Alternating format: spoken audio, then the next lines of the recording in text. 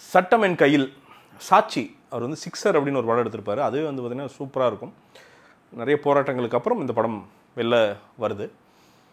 சதீஷ் அவர்கள் வந்து நடிச்சிருக்காங்க. சதீஷ் வந்து வழக்கமாக வந்து பார்த்திங்கன்னா காமெடி அது ஒட்டி நடிப்பாங்க. இது வந்து பார்த்திங்கன்னா கொஞ்சம் சீரியஸான ஒரு படம். ஸோ அப்படிங்கிறப்போ காமெடியாக எந்த விஷயங்களுமே தேவையில்லாத காமெடி, தேவையில்லாத வசனங்கள், சொல்லப்போனால் தேவையில்லாத வார்த்தைகள் கூட இந்த படத்தில் இல்லை அப்படிங்கிறதா வந்து பார்த்திங்கன்னா ரொம்ப பியூட்டிஃபுல்லாக இந்த படத்தை ஆக்குது அப்படின்னு வந்து சொல்லலாம். ரொம்ப சீரியஸாக ஏற்காடு அதை சுற்றி இருக்கிற விஷயங்கள், அங்கே வந்து ஒரு நடக்கிற ஒரு க்ரைம் ட்ராமா, அதை வந்து டைரக்டர் வந்து டைரக்ட் பண்ணியிருக்காரு. ஏற்காடை இவ்வளோ பியூட்டிஃபுல்லாக அந்த ஜாகிரஃபியை வந்து பார்த்திங்கன்னா இவ்வளோ அக்யூரேட்டாக யூஸ் பண்ணவங்க அப்படிங்கிறது ரொம்ப சில பேர் அப்படின்னு நினைக்கிறேன். அதில் ஒருத்தர் முக்கியமானவர் வந்து பார்த்திங்கன்னா டைரக்டர் அப்படின்னு நிச்சயமாக சொல்லிட முடியும். இதில் என்ன பியூட்டி அப்படின்னா எல்லாருக்குமே ஈக்குவலான ரோல்ஸ். சதீஷ்க்கு மட்டும் கிடையாது, பாவல் நவகீதன் அதே மாதிரி அஜய்ராஜ் அவங்க 2 பேரும் நடிச்சிருக்காங்க. பாவல் நவகீதன்லாம் வந்து பார்த்திங்கன்னா ஒரு போலீஸாக ஒன்று பண்ணியிருக்காரு மனுஷன்.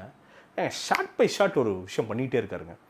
சும்மா ஒரு காரில் உட்காரணும் பார்த்தீங்கன்னா ஒரு பேட்டரி ஒன்று எடுத்துகிட்டு டார்ச் ஒன்று எடுத்து அப்படி அடிச்சுட்டு அது ஒரு மேனேஜர்ஸ் பண்ணுவோம். அப்படி பார்த்தா எனக்கு தெரிஞ்சு எவ்வளோ பெரிய ஒரு ஆர்டிஸ்ட் அவர் உண்மையாலுமே. இதில் வந்து எனக்கு தெரிஞ்சு அடுத்த லெவல் போகிறதுக்கான நெக்ஸ்ட் லீஸ் ஆஃப் லைஃப் அப்படிங்கிறது பாவலுக்கு வந்து இந்த படத்து மூலமாக கிடைக்கும் அப்படின்னு நினைக்கிறேன். அவ்வளவு செம்ம பர்ஃபார்மன்ஸ். எனக்கு தெரிஞ்சு ஆடியன்ஸ் பார்க்க ஆரம்பித்தாங்கன்னா இது செம்ம கண்டென்ட்டாக ஆன்லைனில் மாறும் அப்படிங்கிறது நான் ரொம்ப ஸ்ட்ராங்காக நம்புகிறேன். அவ்வளவு சூப்பராக ஒரு ஆக்டிங்கை வந்து வெளிப்படுத்தியிருக்காரு அப்படின்னு சொல்லலாம். Same with Ajayraj. நீங்கள் அவருக்கு சற்றும் குறைந்த ஒரு கேரக்டர் கிடையாது. ரொம்ப ஒரு மாதிரி அந்த 2 கேரக்டராருக்குமே வந்து பார்த்திங்கன்னா நமக்கு வித்தியாசமாக இதில் எங்கே யார் ஜெயிக்கிறாங்க அப்படின்னா டைரக்டர் தான் ஜெயிக்கிறார் அப்படின்னு சொல்லலாம். எந்த கேரக்டருக்குமே வந்து பார்த்திங்கன்னா ஒரு தொடக்கம் இருக்குது, பாதியில் வெட்டி போகுது அப்படின்லாம் சொல்லவே முடியாது. எல்லாத்துக்குமே ஒரு முடிவை வந்து ப்ராப்பராக வந்து வச்சுருக்கிறாரு. அதே மாதிரி சினிமட்டோகிராஃபி வந்து பார்த்திங்கன்னா பிஜி முத்தையா வந்து பண்ணியிருக்காரு. அவ்வளோ பியூட்டிஃபுல்லாக அந்த கிஸ்ட்டு அந்த ஏற்காடெல்லாம் காமிச்ச விதம், அந்த நைட்டு ஷார்ட்ஸ் எல்லாம் வந்து பார்த்திங்கன்னா அவ்வளோ பர்ஃபெக்டாக எடுத்திருக்காங்க. நீங்கள் சிஜிலேயே வந்து பார்த்திங்கன்னா சில இடத்துல வந்து கதை சொல்கிறாங்க, சில இடங்களில் இருட்டாக இருக்கும், அப்புறம் விடியும். ஏன் விடியுது அப்படிங்கிறத நீங்கள் ரிலேட் பண்ணி பார்த்தீங்கன்னா உங்களுக்கு கதை புரியும். அந்தளவுக்கு உள்ள இன்ட்ரிகேட்டாக லேயர்ஸ் வச்சு இந்த படத்தை வந்து எடுத்திருக்காங்க. ஒரு ஆடியன்ஸான உங்களை நீங்கள் கொடுக்குற அந்த டிக்கெட் காசை வந்து ரொம்ப மதித்து கதை எடுத்திருக்காங்க அப்படின்னு வந்து சொல்லலாம். இப்போ ஃப்ளாஷ்பேக் போர்ஷன்ஸ் எல்லாம் வந்து சிலதெல்லாம் வருது. எந்த இடமே தேவையில்லாமல் நீட்டி முளைக்கி நான் டைரக்டர் அப்படின்னு காமிக்கிறதுக்காக இயக்குனர் வந்து எந்த விஷயமே வந்து பரல. ஒரு செகண்ட் கூட தேவையில்லாத ஒரு ஷார்ட்ஸ் எல்லாம் வந்து வைக்கவே இல்லை. சின்சியர் ஃபிலிம் மேக்கிங், சொல்ல வர சப்ஜெக்டை எடுத்து அழகாக சொல்லியிருக்காங்க. அவ்வளோ காமன் சென்ஸோடு வந்து சொல்ல இருந்திருக்காங்க.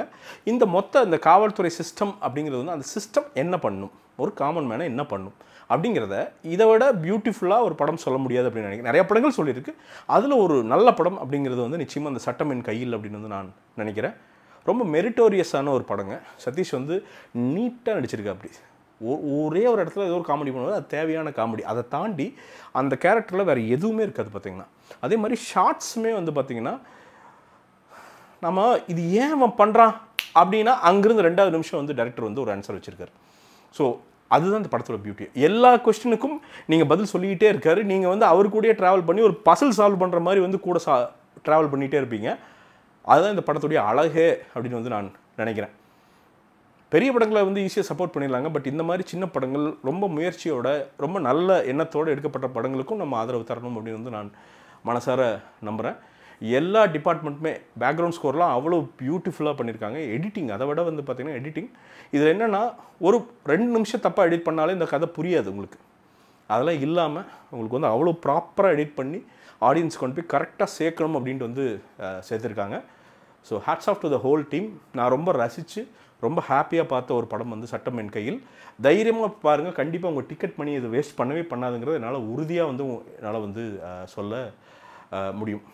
இந்த படத்திற்கு என்னுடைய மார்க் அப்படிங்கிறது வந்து கண்டிப்பாக 85 மார்க்குகள் வந்து தருவேன். அதுக்கு எல்லா தகுதியும் உள்ள படம் தான் வந்து இந்த சட்டம் என் கையில்.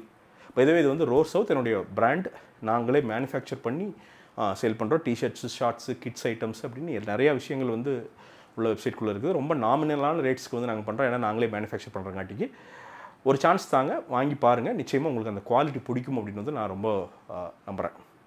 மீண்டும் ஒரு விமர்சனம், முன்னோட்டம் இல்லாட்டி வீடியோவுடன் உங்களை சந்திக்கிறேன். அதுவரை நன்றி, வணக்கம்.